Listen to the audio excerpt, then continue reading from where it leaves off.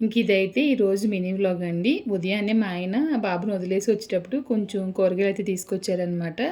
గోంగూర చేసి చాలా రోజులైందనమాట. అందుకని చెప్పేసి గోంగూర అయితే తెమ్మని చెప్పాను. పప్పు గోంగూర వండుదామని చెప్పేసి ఇంకా పిల్లలకి ఉదయం అయితే లంచ్ బాక్స్ పెట్టలేదనమాట. ఈయన తీసుకెళ్ళి పెట్టేయమని చెప్పి అన్నాను. అందుకని వెరైటీ రైస్ ఏం కాకుండా ఒకటే కుకింగ్ చేసేద్దామని చెప్పేసి స్టార్ట్ చేశానండి. ముందైతే పాలు కలిపిచ్చేసిన తర్వాత బియ్యం కడిగి పెట్టేశాను. 1-2 కింద బియ్యం అయితే కడిగి పెట్టేస్తాను అనమాట. ఇంకా కర్రీస్ వచ్చేసి ఈరోజు పప్పు గోంగూర, బెండకాయ ఫ్రై, ఇంకా బంగాళదుంప ఫ్రై అయితే చేస్తున్నానండి. పప్పు గోంగూర రెసిపీ అయితే డీటెయిల్గా ఇందులో చూపించడం లేదు. ఎప్పుడైనా ఒకసారి వీడియో అనేది మీకు షేర్ చేస్తాను. మామూలుగా పప్పులో కొంచెం 2 పచ్చిమిర్చి, కొంచెం పసుపు వేసి చిన్న బన్నర్లో పెట్టి విజిల్స్ అయితే వేపించాను అనమాట. పోపులు, ఉల్లిపాయ ముక్కలంతా వేపిన తర్వాత గోంగూర, టమాటోలు వేసి ఉప్పు, పసుపు, కారం అన్నీ వేసి మగ్గిన తర్వాత ఉడికించిన పప్పు అయితే అందులో వేసేసానండి. పప్పు గోంగూర అయితే తయారైపోతుంది అనమాట. ఇంకా బెండకాయ ఫ్రై కోసం అయితే బెండకాయలు కట్ చేస్తున్నానండి.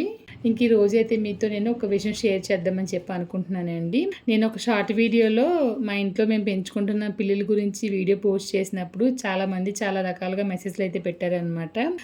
చాలామంది బాగుందని కూడా మెసేజ్ పెట్టారు. కొంతమంది ఏంటంటే భయపెడుతూ మెసేజ్లు అయితే పెట్టారండి.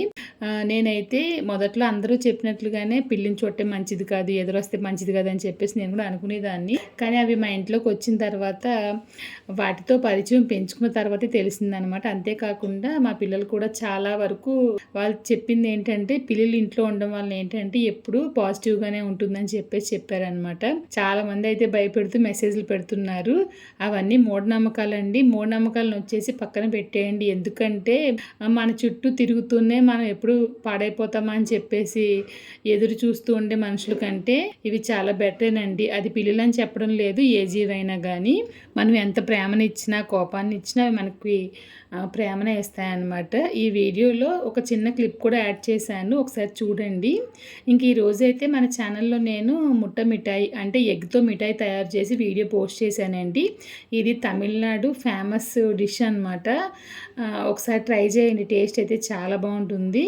ఇంకా మా పాప స్కూల్ నుంచి రాగానే లూనా ఓరియో ఏం చేశాయని చెప్పేసి మీరు ఒకసారి చూడండి. స్కూల్ నుంచి రాగానే ఏంటంటే ఇలా చూడు, ఎవరు వచ్చారు, పక్కకు జరిగి సిరి లూనా లూనా ఏడు పిలుతున్నాడు. ఏడు స్కూల్కి తీసుకెళ్ళిపో సిరి వీటిని. లూనా